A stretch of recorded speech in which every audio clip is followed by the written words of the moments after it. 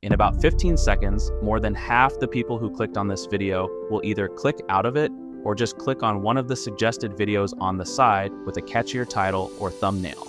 If you're about to be one of them, you're actually the one who needs to listen to this the most. And the 10% of you that'll make it to the end of the video, you'll understand how I was able to cut my social media time in half within a week. The truth is, you already know what you have to do to stop scrolling. You have all the advice you need, you just don't feel like it's that bad of a problem, so you don't make it your priority to fix it. I could give you all the little tips and tricks, a step-by-step guide on how to quit scrolling, but none of that matters until you have the right answers to these questions. Why is it important to you to quit, and how badly do you want it? This isn't an easy fix, and it has to start from up here. It can be so damn hard to just put down your phone, and here's why.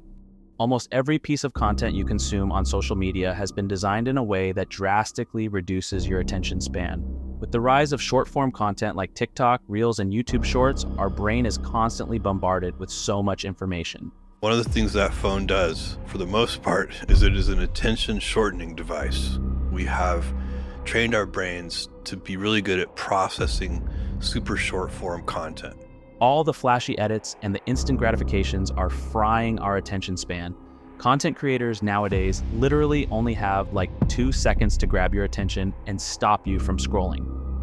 If you didn't realize this already, everything's been programmed to make us stay on these apps for as long as possible so they can show us more ads and make more money. How do they do this? By serving us these quick and infinite dopamine hits every time we swipe up. Video after video, the algorithm keeps feeding us what we want within seconds, to the point where everything else in the real world just becomes boring. So then we keep craving even faster and more exciting content, frying our attention span even more. Now let's talk about the one thing you need to have, the why. If you clicked on this video, I'm assuming you spend about 3 hours on social media every single day, maybe even more. 3 hours a day didn't seem that bad to me until I put it into perspective. If you spend 3 hours just mindlessly scrolling on social media every single day like I did, that's 1,095 hours a year, which is almost 46 full days that you waste. That's a month and a half of your year that you could have put to better use, like learning new skills, working on your business, your relationships, your health, or anything that actually provides value to your life. Just think about how much more you could accomplish in a year if you had an extra 46 days to be productive. If you're someone with big aspirations in life and you have major goals that you're trying to achieve, this alone should make it so much easier for you to answer the why question. It's all about building habits that will get you closer to where you want to be. The best way to increase your attention span is to train your mind to focus, and meditation is an S-tier exercise for it. The goal is to clear out any distractions in your head, focus your attention, and have more control over your mind.